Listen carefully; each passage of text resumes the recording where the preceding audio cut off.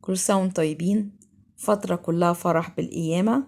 فترة الخمسين تبقى الفترة ما بين عيد القيامة لحد عيد العنصرة، مفيهاش صيام. وفي اليوم الأربعين بتحتفل الكنيسة بعيد الصعود.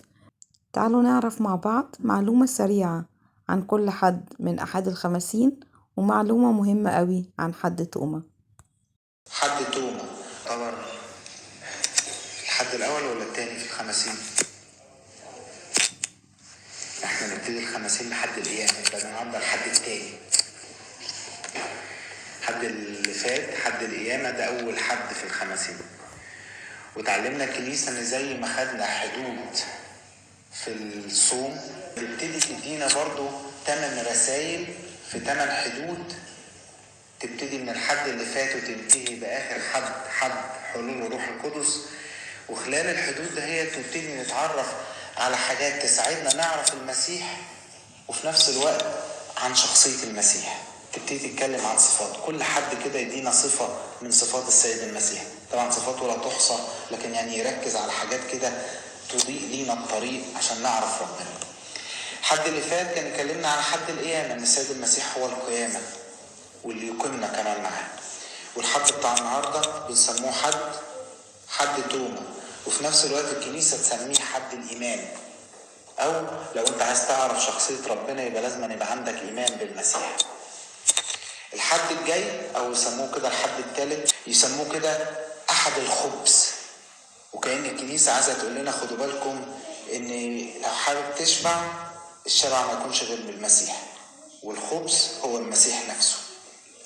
وبعد كده يجي الحد الرابع حد الماء، ويتكلم عن الماء. فيقول لنا برضو الكنيسة تقول لك لو عايز زي ما انت عايز تشبع من المسيح وتاكل المسيح، فلو عايز تشرب وترتوي هترتوي من خلال مين؟ المسيح برضو. الحد الخامس يسموه حد النور، لأن المسيح هو نور العالم ونور حياتنا كلها. أما الحد السادس فبيسموه حد الطريق، وكأن برضو بيعلمنا ان الطريق يبقى من خلال المسيح.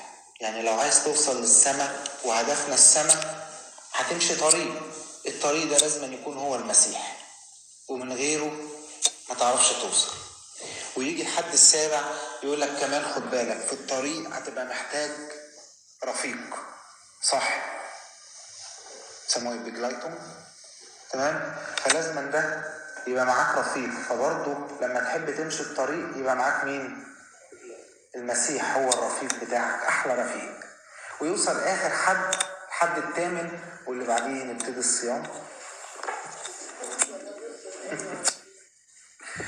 سموه كده احد حلول الروح القدس، لكن الكنيسه تسميه تسميه احلى كمان، يقول لك ده حد الفرح. ليه؟ من تأملات الآباء يقول لك ان السيد المسيح كان موجود معانا على الارض، تمام؟ لكن لما صعد قال انا هرسل لكم مين؟ الروح القدس اللي هو البديل بتاع السيد المسيح، احد الاقانيم الثلاثه.